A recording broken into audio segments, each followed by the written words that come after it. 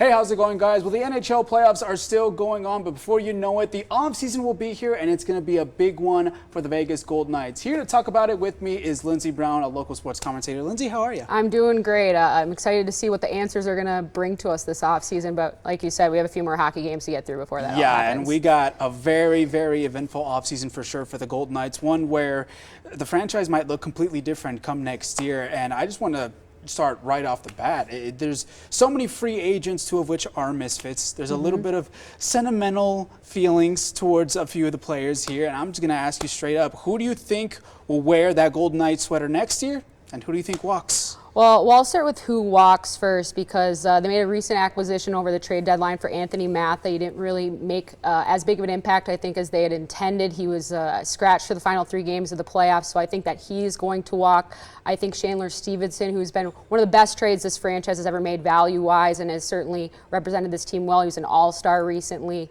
But he, to me, doesn't make as big of an impact when Mark Stone is out of the lineup. He's going to command more dollars than I think this team has to spend. They're going to be working with about $7.5 million in cap space.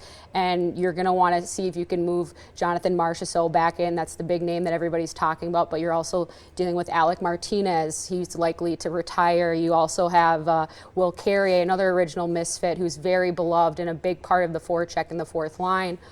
He's also missed a lot of games these last couple of years as well.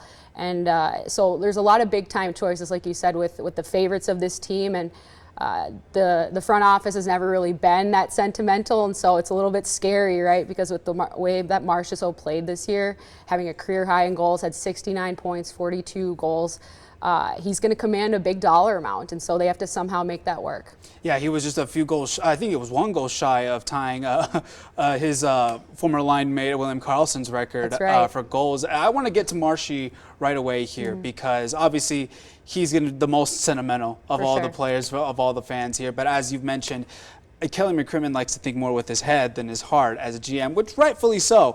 But is it one of those things where he's gonna have to maybe take a discount because of how good of a season he had and the fact that the Golden Knights have so much contracts to where they kind of price themselves out to where it may have to be a discount situation? I mean, what do you think happens there? I think that he really wants to stay here, and I think the team, they both voiced that in their end of season meetings with the media. And term is a really big deal in the NHL. Term means like number of years signed to the contract, and the way that it's kind of being evaluated, projected, is that he would probably be a 4 years, around $6 million to $6.5 million. Now, his past contract, he was making $5 million, and he's 33 years old. And so, and based off of Kelly McCrimmon's history, he doesn't like to really commit that big of a dollar amount to guys that age, but this is a guy that has one of the best stories in the NHL. He's played over, I think, 300 games in the AHL, making his way up. He's one of the best defensive forwards as well. He's really taken on a different role ever since Mark Stone. We used to talk about, I want to play more like Mark Stone. I want to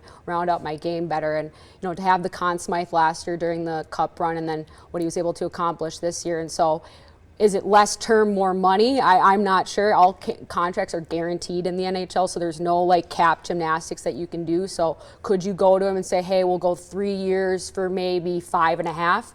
Depends on what his agent wants to do, right? Because you got to get the money while it's getting good, and he has a big family as well, and so everybody's got to do what's best for them. But I think if they really want to get this deal done, they'll shave it either term or dollar amount. Yeah, and the good news for the Golden Knights is the salary cap is going to be going up this next year. Just a little bit, maybe not a ton, but just more than a little usual. Bit. Do you anticipate that it could be one of those Riley Smith situations where, like last season, for example, they traded away one contract so they could make a big splash for Ivan Barbashev in terms of re-signing him.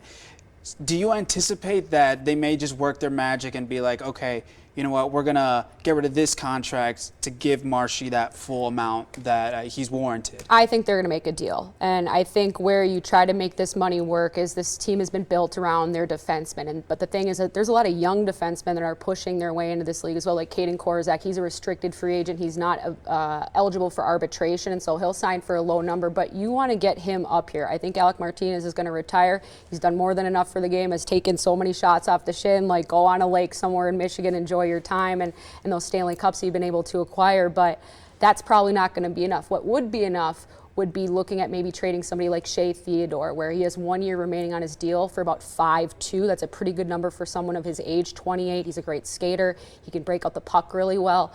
And this is also a team that has hemorrhaged a lot of assets in the recent years. So he's probably your best candidate to maybe reaccumulate some of those in order to get some young blood back in the pipeline or use those assets for other moves. That would be where I would start looking, but he's also an original misfit. That would be a really tough call. But Jonathan Marchessault is probably going to have a statue outside of T-Mobile. Like, he would be the first player that I would look to put a statue out of T-Mobile to commemorate that cup run and everything else. And so sometimes you have to sacrifice. That's what this game is all about. Yeah, trading a misfit for a misfit, that pierces the soul of Golden Knights fans. Business is hard. Business is hard. That's Marshy. I want to get to Stevenson, and I feel like when they traded for Tomas Hertl, that kind of put the writing on the wall there. Stevenson obviously showed glimpses of good hockey on the wing, but he's a centerman at heart. Is it just one of those things where there's just too much depth at center to where there's no room for Stevie? I think that is. When you talk about the guys that they have in that lineup, you have Jack Eichel. We know what he's capable of. We know that the commitment to him and what he's been able to do for this team. We know about Tomas Hertl, which was a last-minute deal. I was shocked that deal got done. Everybody was. And he's signed through at least 2030. Like, those are many years. It doesn't even seem like a real year. That's how long he's signed for. And then you have William Karlsson, who is one of the best two-way centers in the league and has been relegated to the third line during playoffs, which is kind of bizarre because he's better than that type of player, but just at the depth at that position. And Stevenson's great because he's been malleable. There's a lot of malleable pieces on this roster. Like, you could talk about Paul Cotter being a guy like that too, maybe taking the place for Carrier. But Stevenson has done really well for himself here, has earned a much higher level contract than he would probably be able to get here. And so I would anticipate him leaving and just them living with the logjam of talent that they have up the middle. It's enviable in this day and age. Yeah, not to mention, there's plenty of teams in the NHL who would pay big money for a top six center for sure. Especially with his speed. Absolutely. So just going down the list here, almost kind of like speed dating in a way. So we got William Carrier, another original misfit, and like you said, he sets the tone in the fourth line. We know how much Cassidy loves to set that line up at the very beginning of the game, but he's missed a few games. Do you anticipate? It's one of those tricky things where when he's on the ice, I feel like he makes a difference, especially on both ends, but especially on the forecheck. But that's the key word. When he's on the ice, he's obviously very injury prone. Do you think the Golden Knights will continue to make an investment there? I really hope that they do because I'm such a big fan of his. But like you said, with the injury history, and he plays a hard game. There's a reason why he's so good at the forecheck in that line is because they go out and they throw bodies around, right? And he has that scoring touch. They used to call him, I think it was like William McCarrier a couple of years ago because he had a couple goals. You're like, where did this come from? This isn't what we would expect from your skill set. But I think that he'll command more money than what his contract has been as well. And the availability thing, I think, looms large at this team because the last couple of years, besides the cup run, they've had a lot of bodies in and out of the lineup. And while a lot of them are able to return for the playoffs, there's not that consistency, that like immediate we can switch gears against a team like Dallas who's been together and played together for a long time and largely kept their nucleus healthy. And so that's the right question. Like, is Paul Cotter ready for a bigger role? Because he can throw his body weight around. He's a different type of body. He has a scoring touch as well, but he hasn't been part of the playoff team, at least out during the games the last couple of years. So that would be a big step of responsibility for him. You look at guys like Pavel Dorofeev, who's also a restricted free agent, but Carrier might be one of those guys that's a casualty, just not necessarily because he isn't an important part of this team, but because they need to get healthier and younger down the lineup. For sure. I kind of want to get to Anthony Mantha here because it's an interesting situation. Usually the Golden Knights, whenever they trade for someone, they don't usually like to get a rental, quote unquote, I like to say. That being said, Mantha has shown that he is 5-on-5, one of the best players out there. So is it one of those things where maybe if they let Stevie walk, if Martinez does retire, if for some inexplicable reason they're not able to come to terms with Marchessault, could you see Anthony Mantha come back in that situation? I'm not sure, just because he's a very big guy, and sometimes when I would watch him, like, I don't really notice him out there. Now that's just me. There's other ways that you can certainly be of value, but I don't know if he made as big of an impact over, say, someone like Michael Amadio, who's also entering free agency, who they picked off of waivers from Toronto a couple of years ago. He's streaky, like he'll play well and then he'll kind of taper off. He gets put in the press box, but then once once he goes back on the ice, he scores every time. I swear to you, it happens every time. And so maybe you look for more consistency, and that's a much more chewable dollar amount, because Mantha's probably going to ask for 5 years. He's still young, and I think that there are teams out there that are going to pay him a little bit more than what the Golden Knights are able to or motivated to. I think if he were a bigger presence on the ice, and if he wasn't scratched for the final 3 games of that playoff, maybe that conversation's being had. But Teddy Blueger was on this team last year as well, and he's up in Vancouver, I think, or at least he's still playing.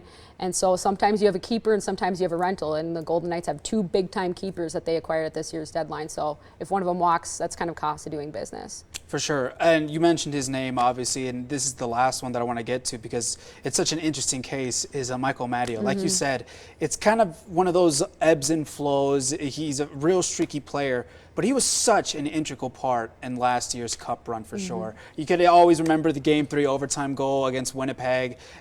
He was one of the guys who scored in that clinching Game 5 against the Panthers. And he shows up whenever you need him to show up. He's still a young player, so is it one of those things where the Knights are going to be able to, I guess, take that risk, give him a little bit of a raise there? Yeah, I think so. I mean, I'm not sure how much of a raise it is. I think he's making like $760,000, close to the league minimum. But I think you can keep him around, and maybe it's a more responsibility. And the other thing is that he gets to the net. Like, that's another reason why Barbashev works so well. He gets to the net. Dorofeev gets to the net. And at times, especially during this playoff run, I think the Golden Knights were relegated to the outside a lot. You need people that can get into the interior and get in those dirty zones. And when you're one of those guys that isn't a chosen one, that isn't paid the greatest amount of money, you're more willing to do the dirty work. And so you have to have those guys in the lineup to go in. And if that streakiness is not something that he can consistently get to, there's still other guys that they can rely on that they've brought up from Henderson over the last couple years. And they have to start working in some of this young talent because they're cheap, they're hungry, and you have to have that better balance as they take on these bigger contracts, especially with Hurdle and then Hannafin's extension as well.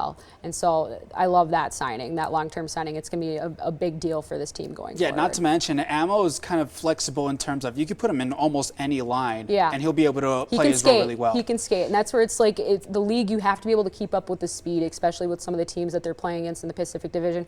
We talk about Edmonton, we talk about Vancouver, and they're battling it out in the playoffs right now, but you have to be able to keep up. But you have to have a goal scorer, a grinder, and a distributor. It's kind of like the classic way to put a hockey line out, and he can be that grinder for you. One more guy, and we've already touched up on it. We kind of know the answer, but I just got to ask about Alec Martinez. Legacy guy, one of the best defensive defensemen of all time. He's gotten a lot of pucks thrown at his body, though. A lot. And it was kind of eerie in a sense after that Dallas series where he just stayed on the ice a little longer, took a good look.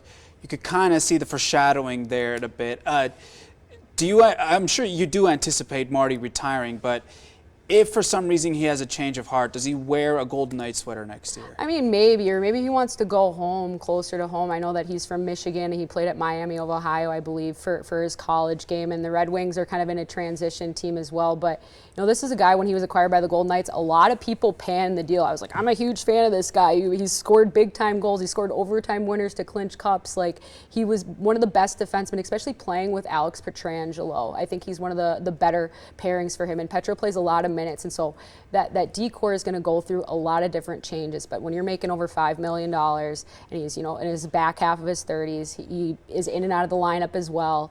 Again, sacrifices need to be made, and it just might be time for him because he's one of the biggest puck eaters I've ever watched, and one of the best defensemen that I've watched, certainly from the American-born standpoint. So he will be missed not just for what he does on the ice and what he becomes for a puzzle piece to make sure a lot of other people succeed, but his leadership, his levity in the locker room is a huge deal as well. But this is the ebbs and flows of hockey. Sometimes it's people's time to be done, and I'm not saying he said that he's done, but I would just anticipate that because it's been a long run for him, and I think he's extended his career longer than he would have anywhere else here in Vegas just because he's been such a great teammate.